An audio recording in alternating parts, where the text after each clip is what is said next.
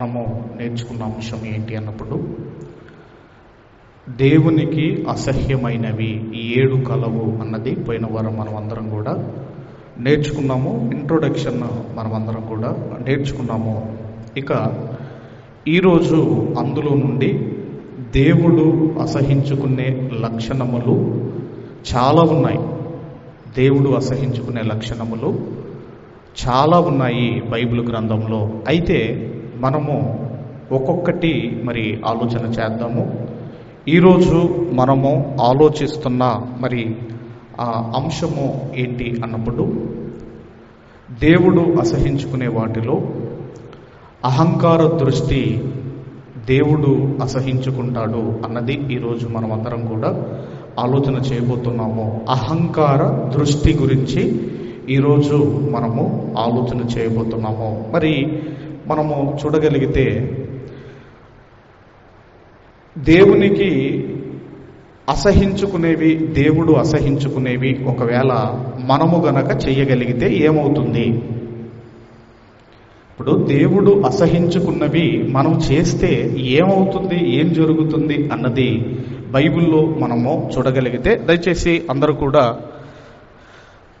అపోస్తులైన పౌలు గారు కొరంథీయులకు రాసిన పత్రిక, అపోస్తులైన పౌలు గారు కొరంథీయులకు రాసిన మొదటి పత్రిక 10వ అధ్యాయము 5వ వచనాన్ని మనమందరం కూడా చదువుకుందాం. 10వ అధ్యాయము 5వ వచనము. అయితే వారిలో ఎక్కువ మంది దేవునికి ఇష్టలుగా ఉండకపోయిరి గనుక అరణ్యములో సంహరించబడిరి. ఇశ్రాయేలీల గురించి దేవుడు చెబుతూ, ఇశ్రాయేలీలు అనేకులు దేవునికి ఇష్టలుగా లేరు అంటే ఎలా ఉన్నారు అంటే దేవుడు అసహించుకునే విధముగా బ్రతికారు. దేవుడు ఇష్టపడే విధముగా వారు బ్రతకలేదు. అందుకే అక్కడ అంటున్నాడు, ఇదిగోనండి, అనేకులు దేవునికి ఇష్టలుగా బ్రతకలేదు. మరి ఎలా బ్రతికారు అంటే అసహించుకునే విధముగా బ్రతికారు. గనుకనే అలా బ్రతికినందుకు వారు, ఇశ్రాయేలీలు, కానాను దేశానికి వెళ్ళి పిల్ల పాపలతో సుఖ సంతోషాలతో బ్రతకవలసిన వీరు అరణ్యములోనే రాలిపోయారు. ఎందుకు అరణ్యంలో రాలిపోయారు అంటే దేవుడు అసహించుకునే రీతిగా వారి బ్రతుకులు ఉన్నాయి. దేవుడు అసహించుకునే రీతిగా వారి జీవితాలు ఉన్నాయి. అందుకే అరణ్యములో రాలిపోయారు. హెబ్రీలకు రాసిన పత్రిక మనము చూడగలిగితే, అపోస్తులైన పౌలు గారు హెబ్రీలకు రాసిన పత్రిక 3వ అధ్యాయము 16వ వచనము నుంచి మనము చదవగలిగితే, విని కోపము పుట్టించిన వారెవరు? మోషే చేత నడిపింపబడి ఐగుప్తులో నుండి బయలుదేరి వచ్చిన వారే కదా. ఎవరి మీద 40 ఏండ్లు ఆయన కోపగించెనో పాపము చేసిన వారి మీదనే కదా వారి శవములు అరణ్యములో రాలిపోయెను. పూరేడు పిట్టలు తిన్న వీరు వీళ్ళు ఏమైపోయారంటే అరణ్యములో రాలిపోయారు. ఎందుకు రాలిపోయారు అంటే దేవుడు అసహించుకునే రీతిగా దేవుని ఎదుట వారు బ్రతికారు. మరి మనం ఆలోచన చేయవచ్చు, మరి ఆ రోజు బ్రతికినందుకు అరణ్యంలో రాలిపోతే ఈ రోజు కూడా చాలా మంది అలాగే బ్రతుకుతున్నారు కదా. మరి ఈరోజు కూడా దేవుడు అసహించుకునే విధముగానే బ్రతుకుతున్నారు కదా. అంటే దేవుడు నిబంధనను మార్చాడు, తన మనస్సును కూడా దేవుడు మార్చుకున్నాడు. మనస్సును మార్చుకొని దేవుడు రాసిన నిబంధనే క్రొత్త నిబంధన.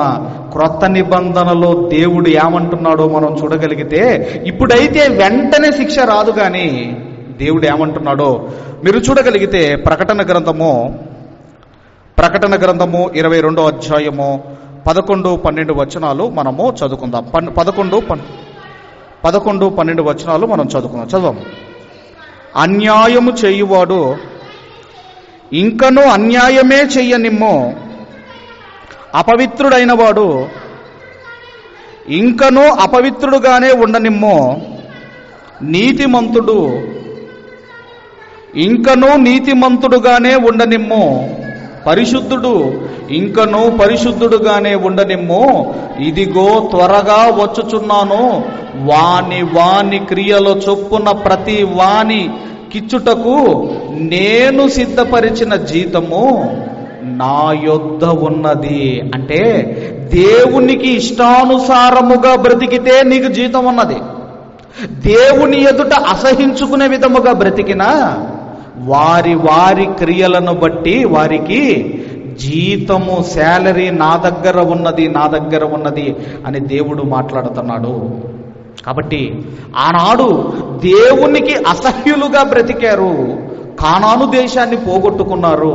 ఈరోజు దేవునికి అసహ్యముగా బ్రతికితే పరలోకాన్ని మనము పోగొట్టుకుంటాము. అందుకే మనము దేవుడు అసహించుకునే విధముగా మనము బ్రతకూడదు. ఇక మరి బైబిల్ గ్రంథంలోనికి వెళ్ళి మనం చూడగలిగితే అహంకార దృష్టి దేవునికి అసహ్యమైనది. అహంకార దృష్టి దేవునికి అసహ్యమైనది. అహంకార దృష్టి అన్న గర్వమన్నా ఒకటే, గర్వపు చూపు అన్న అహంకార దృష్టి అన్న ఒకటే. ఇంకా మనము చూడగలిగితే దయచేసి అందరూ కూడా కీర్తనల గ్రంథము 101వ కీర్తన, కీర్తనల గ్రంథము 101వ కీర్తన 5వ వచనాన్ని మనము చదువుకుందాం.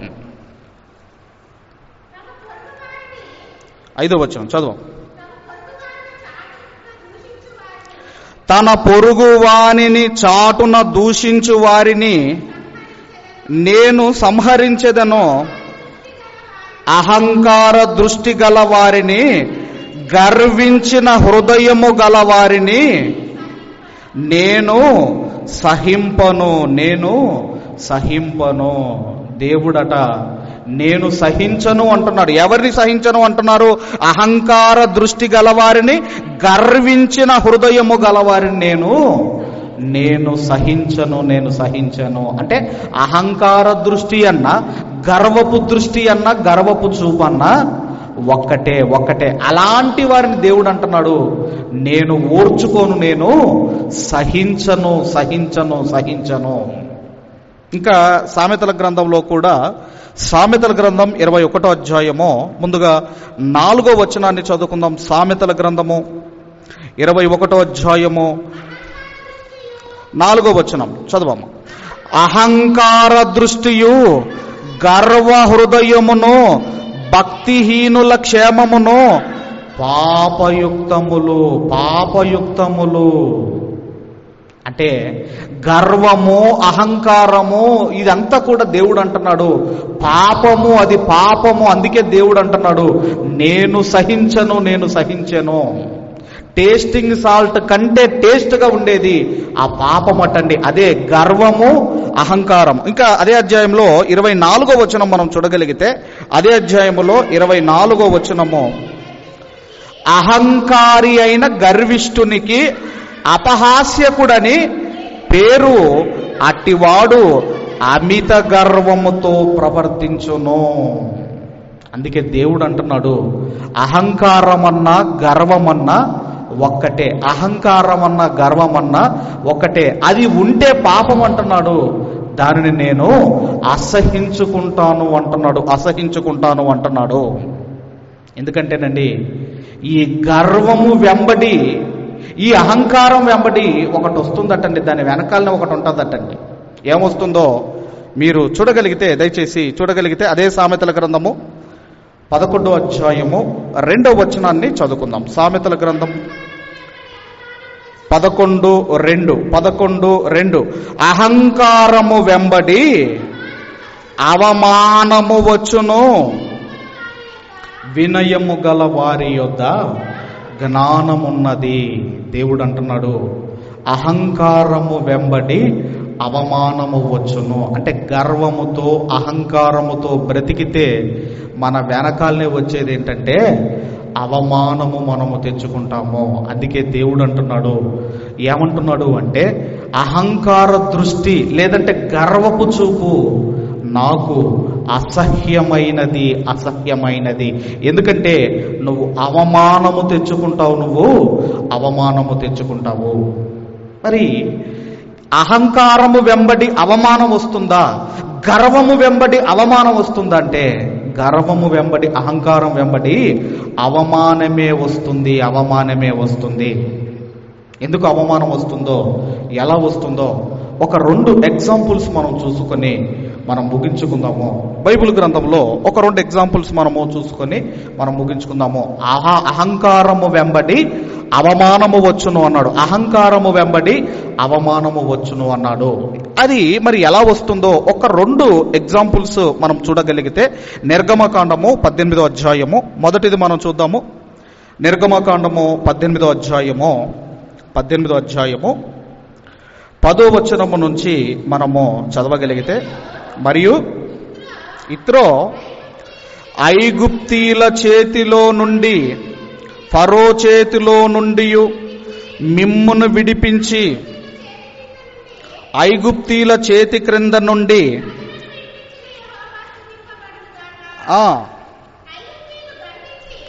ఐగుప్తీయులు గర్వించి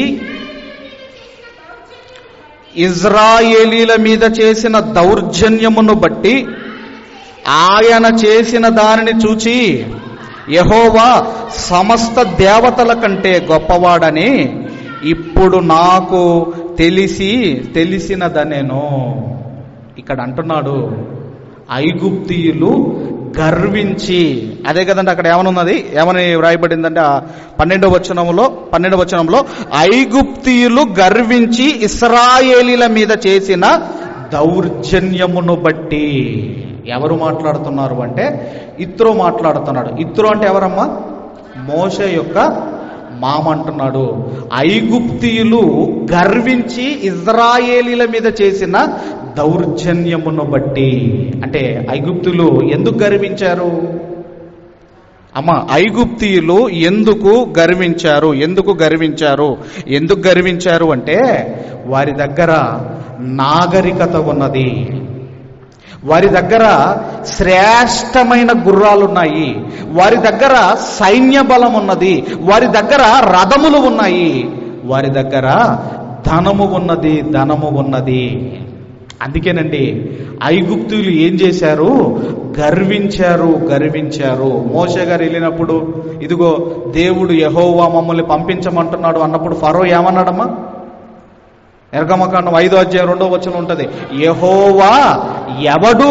నేనే యెహోవాను, నేనే దేవుని ఐగుప్తు దేశానికి అని ఈ ఐగుప్తీయులు గర్వించారు. గర్వం వెనకాల ఏమొస్తుందని మనం చదువుకున్నాము?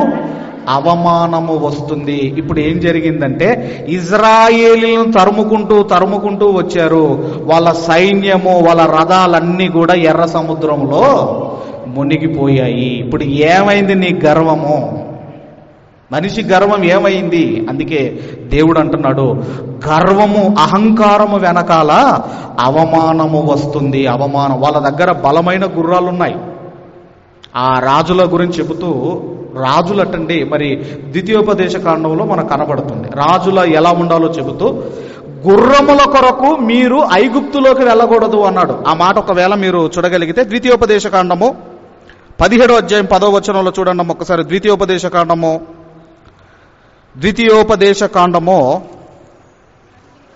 17వ అధ్యాయము 10వ వచనము.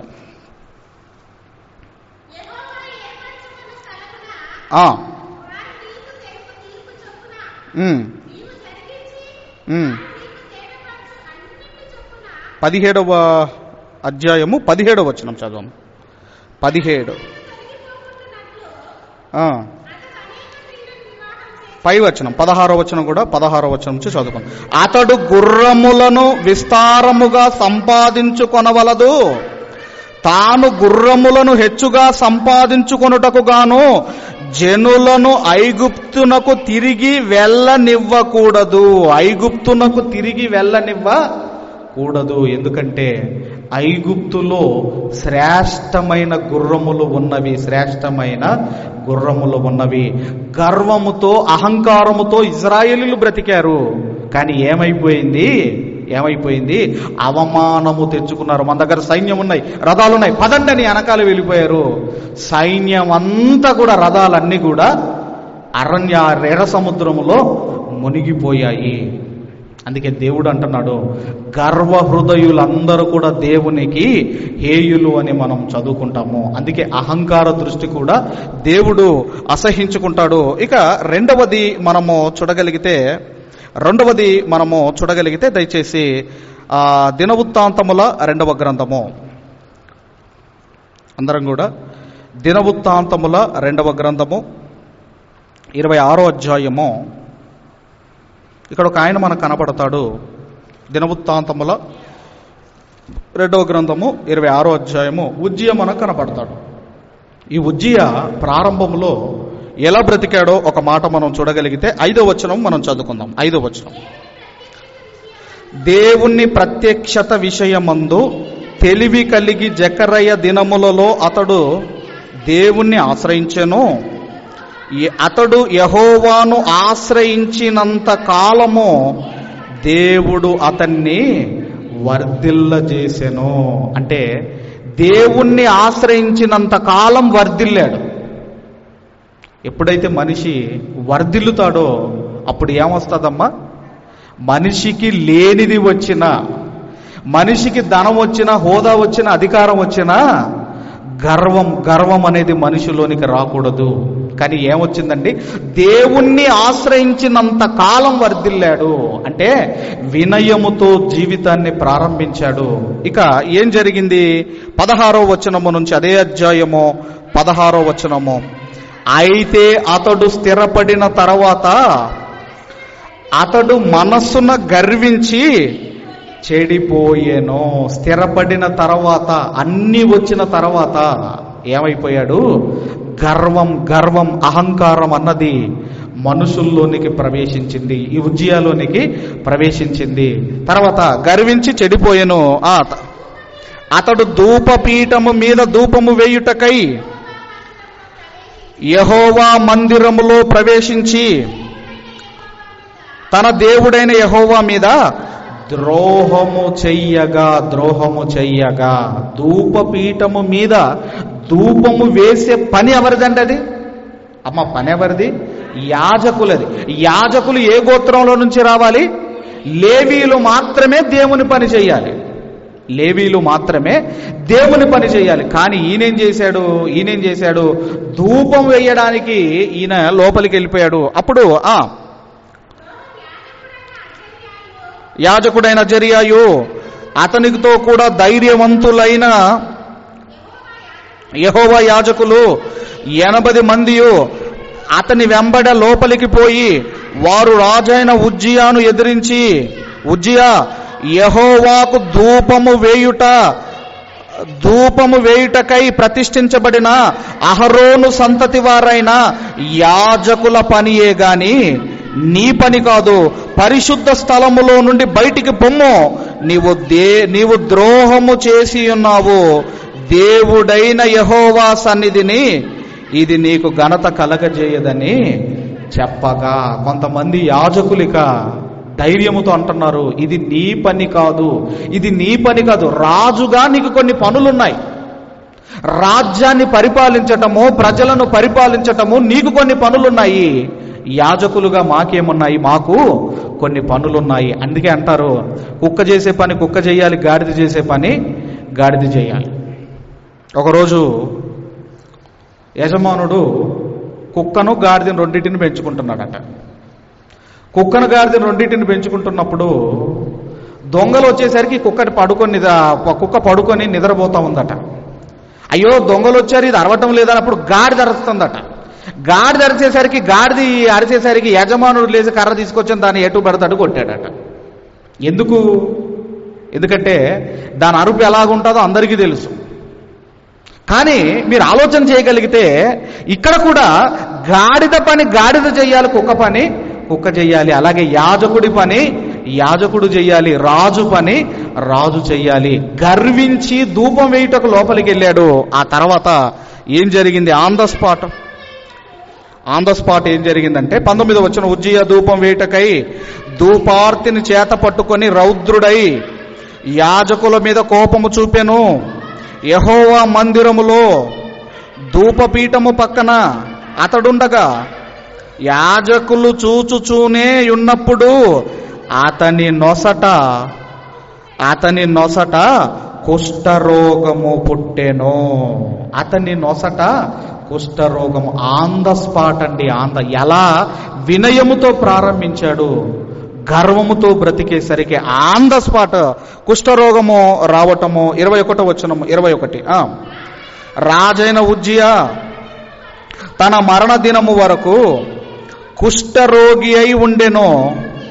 కుష్ఠరోగి అయి యెహోవా మందిరములోనికి పోకుండా ప్రత్యేకింపబడిన గనుక అతడు ప్రత్యేకముగా ఒక ఇంటిలో నివసించుచుండెను. అతని కుమారుడైన యోతాము రాజు ఇంటి వారికి అధిపతి అయి దేశపు జనులకు న్యాయము తీర్చెను. రాజభవనములో ఉండవలసిన ఒక ఉజ్జియా గర్వముతో అహంకారముతో బ్రతికేసరికి ఒక ఇంటిలో బ్రతకవలసిన పరిస్థితి తెచ్చుకున్నాడు. కారణం ఏంటంటే గర్వము, అహంకారము. అందుకే దేవుడు అంటున్నారు, అహంకార దృష్టి నాకు అసహ్యమైనది. చివరికి ఏం జరిగిందంటే 23వ వచనము మనము చూడగలిగితే, ఉజ్జియా తన పితరులతో కూడా నిద్రించెను, అతడు కుష్ఠరోగి అని అతన్ని పాతిపెట్టిరి. ఇక్కడ రాజుల సమాధులు వేరే ఉంటాయి, మామూలు ప్రజల సమాధులు వేరే ఉంటాయి. కాబట్టి ఒక ఐగుప్తీయులు కానివ్వండి, అలాగే ఒక ఉజ్జియా కానివ్వండి, ఎందుకు వాళ్ళకు అలాంటి పరిస్థితులు వచ్చాయి అంటే అహంకార దృష్టి. అహంకారము వెంబడి అవమానము వస్తుంది, గర్వము వెంబడి అవమానము వస్తుంది. కాబట్టి ఎప్పుడు కూడా అహంకార దృష్టి అన్నది మనలోనికి రాకుండా ఎప్పటికప్పుడు మనల్ని మనము వాక్యమనే అద్దములో మనల్ని మనము సరి చేసుకోవాలి. దేన్ని బట్టి మనం గర్విస్తున్నాం, దేన్ని బట్టి మనం గర్వించాలి, ఎందుకు మనం గర్వం, అహంకారము అని దేవుని ఎదుట తగ్గించుకొని మనము బ్రతకాలి. ఇక రోమా పత్రికలో కూడా ఒక మాట అంటున్నాడు. రోమిలకు రాసిన పత్రికలో కూడా ఒక వాక్యము మనం చదవగలిగితే, అపోస్తులైన పౌలు గారు రోమిలకు రాసిన పత్రిక 1వ అధ్యాయము 29వ వచనము నుంచి మనం చదువుకుంటూ వద్దాం. అట్టివారు సమస్తమైన దుర్నీతి చేతను దుష్టత్వము చేతను నీచ చేతను నిండుకొని మచ్చరము, నరహత్య, కలహము, కపటము నిండిన వారై కొండెగాండ్రును, అపవాదకులను, దేవద్వేషులను, హింసకులను, అహంకారులను, బింకములాడువారును, చెడ్డవాటిని కల్పించువారును, మాట తప్పువారును, అనురాగరహితులు, నిర్భయులైరి, ఇట్టి కార్యములను అభ్యసించువారు మరణమునకు తగిన వారు, దేవుని న్యాయ విధిని వారు బాగుగా ఎరిగియుండు వాటిని చేయుచున్నారు. ఇందులో మనం చూడగలిగితే అహంకారులు మరణమునకు తగిన వారు. ఏ మరణమమ్మా? మరణం అంటే న్యాచురల్ డెత్ కాదు. ఇప్పుడు యేసుక్రీస్తు వారు మరణించారు, మనం మరణిస్తాం, ఈ మరణం కాదు. అదే అగ్నిగుండము. ఆ 2వ మరణమే అగ్నిగుండము. అందుకే అహంకారమును ఇట్టి కార్యములను అభ్యసించువారు మరణమునకు తగినవారు. కాబట్టి మనము చూడగలిగితే ఎప్పుడు కూడా అహంకార దృష్టి దేవుడు అసహించుకుంటాడు. ఎప్పుడు కూడా మన దృష్టి అలా ఉండకూడదు. చివరిగా మరి ఎలా ఉండాలి, దేవుని ఎదుట మన దృష్టి ఎలా ఉండాలో చివరిగా ఈ మాట చదువుకొని మనము ముగించుకుందాము. కీర్తనల గ్రంథము 131వ కీర్తన. కీర్తనల గ్రంథము 131వ కీర్తన మొదటి వచనాన్ని మనమందరము చదువుకుందాము. యెహోవా నా హృదయము అహంకారము గలది కాదు, నా కన్నులు మీద చూచినవి కాదు. నాకు అందని వాటందైనను గొప్ప వాటందైనను నేను అభ్యాసము చేసుకొనుటలేదు. దేవుని ఎదుట ఈ మాట మనము చెప్పగలగాలి. ఏ మాట అంటే ఆ మాట ఏంటమ్మా? యెహోవా నా హృదయము అహంకారము కలిగినది కాదు, నా హృదయము అహంకారము కలిగినది కాదు. అందుకే దేవుడు అంటున్నాడు, దేవుడు అసహించుకునేటివి పాత నిబంధన గ్రంథంలో, క్రొత్త నిబంధన గ్రంథంలో చాలా ఉన్నాయి. అందులో ఈరోజు ఒకటి మనం ఆలోచన చేస్తున్నాము. అహంకార దృష్టి దేవుడు అసహించుకుంటాడు. అలా అహంకారముతో బ్రతికిన ఐగుప్తీయులు, వాళ్ళ రథాలు, వాళ్ళ సైన్యం అంతా కనుమరుగైపోయింది. అహంకారముతో బ్రతికిన ఉజ్జియా కుష్ఠరోగము తెచ్చుకున్నాడు. రాజభవనంలో బ్రతకవలసిన ఆయన మరణం తెచ్చుకున్నాడు. అందుకే మన హృదయములు ఏముండకూడదు? దేవా, నా హృదయము అహంకారము కలిగినది కాదు అని దేవుని ఎదుట మనం చెప్పుకోవాలి. కాబట్టి అహంకారముతో బ్రతికితే వాళ్ళ గతి ఏమవుతుందో ఇప్పటి వరకు మనం చూస్తూనే ఉన్నాం. మనం చూడాలంతే. వాళ్ళు గర్వముతో మాట్లాడుతున్నా, వాళ్ళు గర్వంతో ఉన్న ఏదైనా మనం చూడాలి. అహంకారం వెంబడి ఏమొస్తుంది అన్నాడు? అవమానం వస్తుంది. వాళ్ళే తెచ్చుకుంటారు. కాబట్టి మనం మాత్రము తగ్గించుకొని వినయముతో దేవుని ఎదుట బ్రతుకుదాము. దేవుడు అనుగ్రహించు దీవెనలు మనం పొందుకుందాము. దేవుని చిత్తమైతే రెండో భాగాన్ని, ఇంకొక దేవుడు అసహించుకునేది రెండవది నెక్స్ట్ వీక్ మనమందరం కూడా నేర్చుకుందాము. దేవుడి మాటలు మన హృదయములో ఫలింపజేయును గాక. ఆమేన్.